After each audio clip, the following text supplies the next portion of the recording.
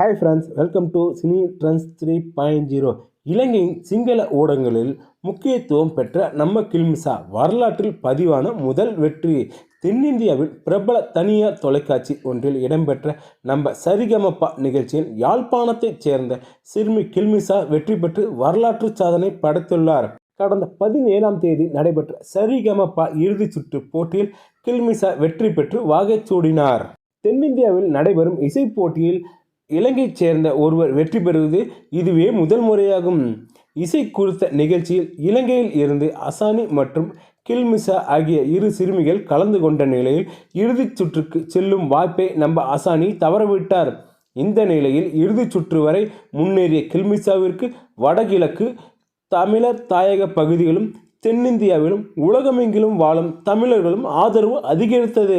அத்துடன் இறுதிச் சுற்றில் கில்மிசா வெற்றி பெற வேண்டும் என்று நமது வாழ்த்துக்கள் தமிழ் மக்கள் தமிழ் ஊடகங்கள் மூலம் வெளிப்படுத்தினர்.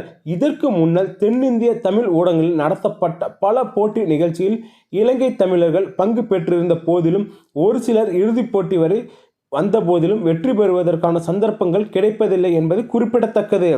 எனினும் முதல் முறையாக தென்னிந்திய சினிமாவில் தமிழ் தொலைக்காட்சியில் நடத்தப்பட்ட பாடல் போட்டி நிகழ்ச்சியில் இலங்கையைச் சேர்ந்த கில்மிசா வெற்றி பெற்று வாகைச்சூடினார். இதற்கு இலங்கையில் இருக்கும் பல்வேறு தரப்பினரும் தங்களது ஆதரவினையும் வாழ்த்துக்களையும் தெரிவித்து வருகின்றனர். இதே வேளையில் இலங்கை சிங்களம் மற்றும் ஆங்கில தமிழ் ஊடகங்கள் அனைத்திலும் கில்மிசாவின் வெற்றி தொடர்பான செய்திகளும் வாழ்த்துக்களும் முதன்மை இடத்தை பிடித்தன. குறிப்பாக சிங்கள ஊடகங்கள் கில்மிசாவின் வெற்றி தொடர்பான செய்திக்கு அதிக முக்கியத்துவம் கொடுத்தமைக்கு குறிப்பிடத்தக்கது. இறுதிப் போட்டியில் ரிஷிதா ஜவஹர், கில்மிசா, சஞ்சனா, ருத்ரேஷ் குமார், கனிஷ்கர், கவின் என 6 பேர் இறுதி நிகழ்ச்சியில் தேர்வாகியிருந்தனர். ரவுண்டில் மக்கள் தேர்வு செய்த பாடலை பாடிய போட்டியாளர்கள் 2வது ரவுண்டில் இந்த சரிகமப நிகழ்ச்சி இதுவரை தேர்வு செய்யாத சவாலான பாடல்களை தேர்வு செய்து பாடினர். போட்டியின் இறுதியில் இலங்கையைச் சேர்ந்த நம்ம ஈழத்து குயில் தமிழ் பெண்ணான கில்மிசா டைட்டிலை வெல்ல சிறப்பு விருந்தினராக பங்கேற்ற யுவன் சங்கர் ராஜா கில்மிசாவுக்கு கோப்பையை வழங்கினார். மேலும் அவருக்கு 10 லட்சம் ரூபாய் பரிசு தொகை வழங்கப்பட்டது. அதனைத் தொடர்ந்து முதல் ரன்னர் அப்பாக வெற்றி பெற்ற ருத்ரேஷ் குமார் 3 லட்சம் ரூபாயும், 2வது ரன்னர் அப்பா வெற்றி பெற்ற சஞ்சனாவுக்கு 2 லட்சம் ரூபாயும் பரிசு தொகை வழங்கப்பட்டது.